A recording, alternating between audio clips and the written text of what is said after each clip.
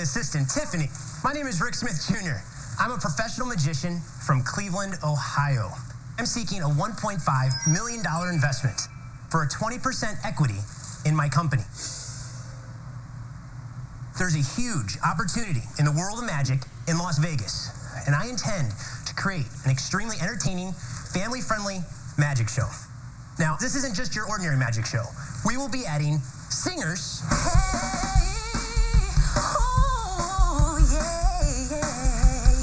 Wow. Dancers. A unique juggling act like you've never seen before. I'm dizzy. These are a few of the featured entertainers that, combined with my magic illusions, we will create the next big hit on the strip. Now, over the years, I've created unique illusions. I've thrown playing cards further and harder than anyone in the world, earning me a spot in the Guinness Book of World Records. Hey, would you mind helping me out for a second? Sure. I want you to put this gauntlet on your left hand. I want you to hold your left hand out. I want you to hold this piece of celery right here. Please do not move. Now, what I'm going to do is I'm going to take one of these playing cards, I'm going to throw it, and I'm going to try to cut this piece of celery. What? Whoa. Oh, come on. Watch closely. Watch celery. There it is. Oh, man. Wow. Hey, can you help me out for a second? Sure. I want you to sit right here. Actually, can you help me out too for a second? Sure. Come on down here. I want you to have a seat right here. Absolutely. Okay. I have this lighter right here. I'm sure those goggles wouldn't have done much if he had missed. Jeez, I mean, celery's hard to cut. All I'm going to do is I'm going to set your chair on fire. Okay. No, I'm just kidding. If you feel anything, if you just feel anything at all, just... What? Oh. What are you... Oh. What's wrong? You zapped me. I did not zap you. Give me that thing. I'm going to let you on fire, buddy. Right now. I'm sorry. I didn't mean to burn your behind. The opportunity is right here in front of me to take all I've learned and experienced to the entertainment capital of the world, Las Vegas. Okay, Rick, you just burnt my ass. Sorry. I have a question. Yes. $1.5 million for 20% of your company or your business or your production means that you're telling me that you're worth $7.5 million. Yeah. Let's get serious here. Why? Actually, I'm projecting to gross $12 million in our first year. I'm working with one of the top publicists in Las Vegas. We've checked out many different venues, and we found out that on the average seating between 400 and 600 seats, selling tickets at a price of $60, doing 2 shows a day, 7 days a week. But you haven't done this yet. I have not done a Las Vegas production show. Right now, I'm currently a magician that I travel all over the country doing corporate events. How much did you make last year? Last year, I made $200,000. And I'm supposed to say you're worth $1.5 million because maybe in Vegas you're going to make it? You know how many magicians are in Vegas? They grow them like mushrooms there. Lots of magicians in Las Vegas. Okay, yeah. So before we go any further, man, okay. That is a lot of money to be asking for, but it's not a lot of money in the sense of a stage show, stage production. I mean, obviously there's a lot of costs, and I think when you're trying to get off the ground, I mean, congratulations, like that's awesome. Being able to do $200,000 there, Rick, in a year, doing magic and entertaining people he is like absolutely living the dream, and you know, big claps for him. But you know, putting together that show, I mean, he's kind of trying to like add rocket fuel to what is already going on and what he has going on, which is super tempting, right? If you have an opportunity to get on the Shark Tank and be like, hey, I could put this together. We're going to go to Vegas. We got entertainment. They obviously were entertained. I don't know if, 1.5 million, but entertained for that, to that level. But if you broke that up against like 2-3 sharks, it's there, but you're still, it's a huge roll of the dice, right? The question is does Rick have enough fan base to be able to even fill 25 to 50% of the tickets at any given time, 7 days a week? I mean, yeah, that is demanding. 2 shows a day, 7 days a week.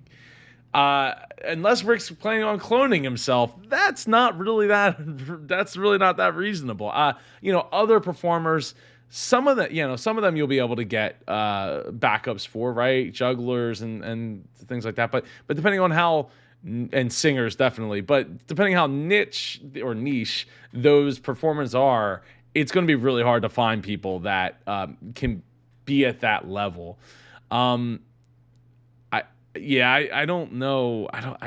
It's such a gamble to borrow a term, being in Vegas to throw it at a show and that much money at a show and see like, will he be able to pull it off? Will he be able to figure it out? And will they be able to market and get enough ticket sales, to make that happen? Yeah, the metrics are, everybody could do the math, but when the chips are down, can you swing the bat? And did you spend the money right to have enough people to promote the show to make it all happen? And just like promoting the show, if you're enjoying this, please go down, smash that like button for the YouTube algorithm so you can get this video in the hands of more super entrepreneurs like yourself. And stay tuned to the end because we're going to check out Rick's website. And I'm going to have a comment from down below in one of my videos played here to show off. Normally I would do it here, but I'm gonna try switching it up and putting it at the end. So make sure you stay to the end to see if your comment was the comment that was picked. Yes, Rick. Yes. Who burnt my ass? I'm sorry. Why don't I just take my $1.5 million and create Mr. Wonderful's magic show in Vegas? Because I'm taking all the risk of the capital. I call you and say, hey, Rick, you want to work for me? And I pay you $300,000. Why do I have to give you, 80% and I get 20? I put up all the money. Isn't that what this whole gig is about? The guy that has the money makes all the rules. That's how it works. Well, yeah. Well, it's not going to be all the money. I mean, if you're only giving up 20%, it's just not being. But I think what Rick's going to say here is that he is not, he really high energy, well thought out, well-practiced magicians are not a dime a dozen. So it's not that simple. You're an employee. You work for me. If I don't like your magic, I fire you. In fact, I burn your ass. To get your money back right away, I was thinking that I'd pay you twice your investment. If you even make the money, and that's the $1 million question. Yeah. If I make the money. Rick, the reason most of these shows don't work, and the reason they're so risky, is you're not a known brand. Nobody knows Rick the Magician. I give you the $1.5 million. You rent the venue. The $1.5 million is gone.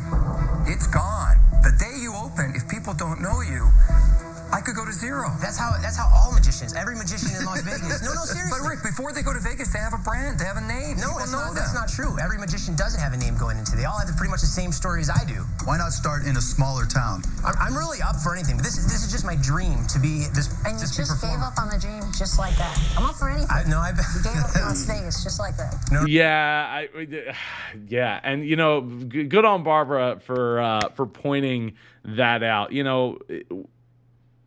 We need to, as entrepreneurs, we need to have that one idea that is the sticking point, especially when you're walking into the Shark Tank, right? Like floundering, flip-flopping is not going to get you there, and flip-flopping is definitely not going to help you with establishing the show. I mean, it's almost as like saying, well, I'll play anywhere. I really want to play in Vegas, but I'll play anywhere. Well, now we're in Reno. Is Reno worth $1.5 million?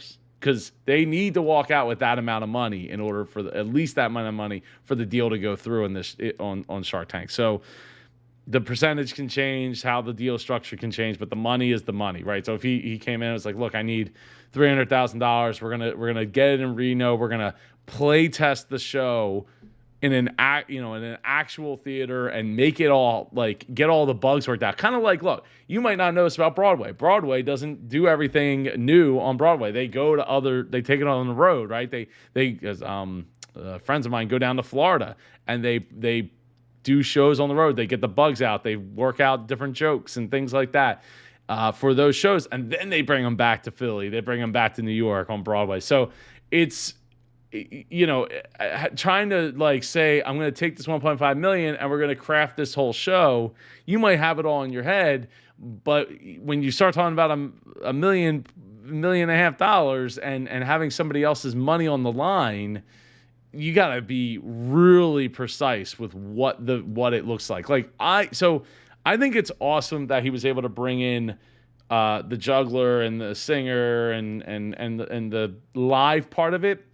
But what I think, if I was looking at investing in something, I mean, especially when we're talking that much money, investing in something, I would want to see I would want to see like a hot take reel, right? Like here's some footage from from a live show that we put together. Here's some testimonials of some people that went to the show, right? It's a lot. Like, they could be entertained, but they ain't 1.5 million entertained, and they need more proof in the pudding before they go and make that decision of like, yes, I'm going to drop that much money. I don't know.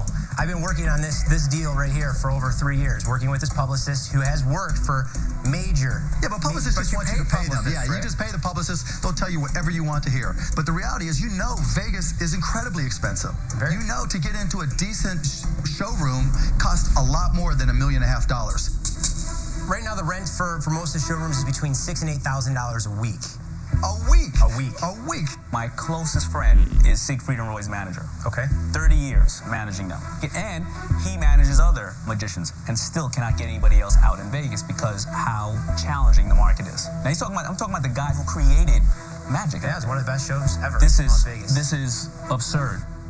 I'm out. I imagine Rick was not expecting them to any of them to say that. That is super telling. And look, I mean, you look at $6,000 to $8,000 a week. I mean, in 10 weeks, that's $80,000, right? And then you're already almost to $100,000, and it's just you need and the rent, I imagine, is not like, oh, we just rent it for 1 week, or we'll just do a week-to-week contract, and if it works, it works. If it doesn't, it doesn't. You got to put that money up front. So, if it's to say it's $10,000, I mean, that's gonna go pretty quick, and that's just the rent, right? That's not the people to. I don't know if they would include any concessions or anything included with that, or if you have to provide your own people at that point for merch, for concessions, the actors and actresses that are there, like it. Having that huge amount of a chunk of money is tough.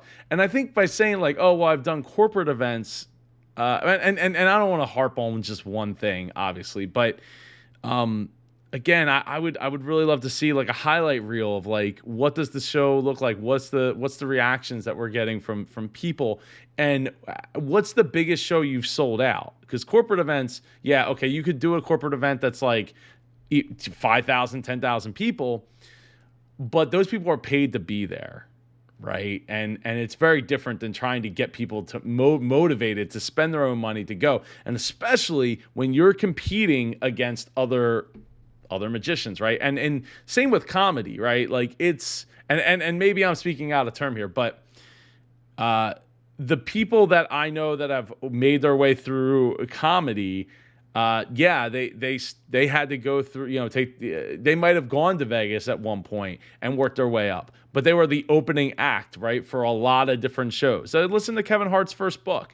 He, talks all about that, driving from Philly to New York, like 4 days a week, 5 days a week, something like that, maybe 6 days a week, and working it and talking and getting in and becoming friends with these people and working his way to that. And I mean, look, it's that this is a magician versus comedy, but it's still entertainment.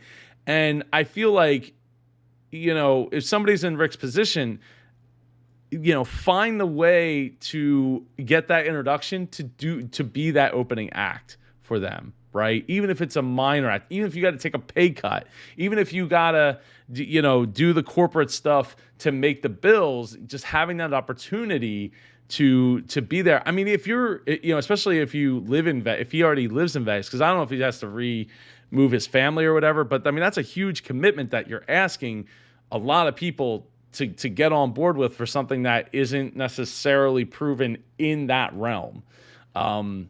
And I mean, look at bands, right? Bands are the same thing. They play become opening acts at different venues for other bigger bands than them. And then if they're lucky enough to go on a tour in a van, they can open up for a bunch of acts and get their name out there and get people excited about it. And you're not going to open to that many people because there ain't always that many people at the open, before the main act goes on. So it's a process that takes, sometimes years and years and years and years to get there. So I think if you're like, hey, I want to do something similar, like, yeah, I'd love to do something similar too. But you really got to work it and play your position with the intent to gain super fans and get people really on board that are from all over that are going to want to be there every time you perform. And again, I go back to the 7 days a week, 2 shows 7 days a week. Seems really hard, like a really demanding schedule for Rick as one person to be able to do. To be able to form that often himself, because like if you get sick, if something comes up, like you can't go canceling shows. It ain't your money, right? It's somebody else's money that you're spending, and that's the weight of taking an investment. What you're proposing is insane. This isn't even a tolerable risk. It's an insane risk. I'm out. You went for the Holy Grail. You're not quite ready to go there. I just think if you would have told us that we should invest in you, and over some period of time, we'll grow with you, and we'll help your career because we're sharks and we know how to help, and we'll give you advice. But you asked for $1.5 million. Ding, I ding. can write you a check for $1.5 million for 20% so I can help your career go. You set your sights high, but you set them too high, and it's not going to work, so I'm out. Rick, you missed a fantastic opportunity. I've never seen somebody throw a card that fast. Incredible. But I got to tell you, Rick, it takes 10 to 15 years to become an overnight success. And you're not going to use my $1.5 million to become an overnight success with one act. I'm out. It's tough. So stay tuned. We're gonna. He's such a cute kid. we're gonna look at his website and social media and everything that's been going on. This is from 2012. So it's been a while. Let's see where Rick's at after this. Came in, asked for too much too soon with nothing to prove that you could actually even attempt to pull it out. Nobody's going to give you the money, and I'm out. Well, I appreciate your guys' time, and I look forward to seeing you guys in Las Vegas. Thanks, guys. Thank you. Bye-bye. My Las Vegas dreams are not over. I'm going to continue to look for an investment so we can actually make this dream happen. And he should. And I'm curious to see where he's at now. Let's see. So Cleveland magician, Cleveland entertainer, magician Rick Smith Jr. So he, this is his website. You can get booking info right there. I always love seeing faces. He looks like he was on the Tonight Show at one point, which is cool to see. He was on Ellen, America's Got Talent, Shark Tank, The Tonight Show, and Stanley's Superhumans. So, pretty good looking website, I would say overall here. Let's see, party service. I'm curious if there's if he has any kind of pricing at all on it. Is he still in? I'm assuming he's in Cleveland still. He did not move, at least currently not in there in Vegas. So virtual shows, which ding gotta be willing to pivot and make that happen, especially as we're not able to get be around people. But it doesn't look like you're gonna see any prices at all, which is that's one thing that's always very difficult to know whether or not you should put prices, not put prices. I mean, I'm a proponent of having prices, but if your model fluctuates so much, and you're really gunning for those high-end clients and customers, then it makes sense to maybe not necessarily put those prices. But I mean, I like to see prices, but at least a range to give an idea of like how much having him say even just to show up at my at my virtual event or something like that. And it's as seen on Dude Perfect, Mark Rober, Ellen DeGeneres, Shark Tank, America's Got Talent. Now performing on Zoom.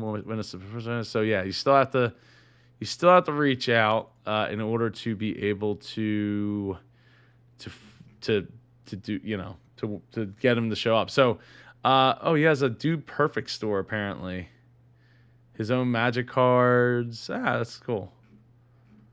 Very cool. That's a great brand to be to be working with. So let's check out his social media here, right? So we got 19,000 people liking his Facebook. September 9th was the last time he posted. Not a whole lot of engagement, unfortunately, but let's see. Talks about YouTube here. We're gonna check out his YouTube channel in a minute. And don't forget, we still have the comment of this video, featured comment of this video coming up. So yeah, it looks like he's doing a lot of trick shots and stuff. We'll check out his YouTube last here. Let's check out Twitter. September 4th, September 11th. Yeah, I mean, he's definitely posting regularly. And oh, look at that. He's got. Oh, wow, that's pretty cool. Wow, he actually made that happen, sliced it in half, and was left holding the card. How cool is that? It's awesome. So yeah, there you go. Instagram's where it's really at. 86,000 followers, tons of engagement. And I love seeing all of the faces. I think it's always important. Is that little Nas X there? Yeah. So he seems to be doing very well on his path to getting his Vegas show. If he didn't already get a Vegas show at some point, or at least a recurring one. 665,000 subscribers on YouTube. That's awesome. Posting around once a week, which is great to see. Quite a few views there. Let's see if he has like the most popular videos. 3.7 million views. Card throwing with Dude Perfect, 1.1 million views on that. So yeah, it's looking great here. Definitely well connected. And Rick, I would love to have you come here on the show, on the Super Joe Pardo show, give an interview about your Shark Tank experience, what you've been up to since then, all that. So please make sure you drop a comment below, like Muhammad here, who says, "Hi, Super Joe, your channel is great and is helping me with a tough time for my small business over here in Iran. Thank you a lot." Well, you are super appreciated, Super Muhammad. I really appreciate you watching and learning with us, being a part of the super community, and it's great. It fills my heart to know that this content is helping small business owners, entrepreneurs, literally all over the world. Never would I have really thought that we'd be reaching Iran with this content, but it means the world to me because I think everybody deserves their chance at having their own business. It's not easy. It's not for everybody. But I think if you're watching this content and you're dedicated to what you're doing and you stay on that path, you are going to get there. Keep learning with us. I really appreciate you, and I'll see you in the next video. Take care.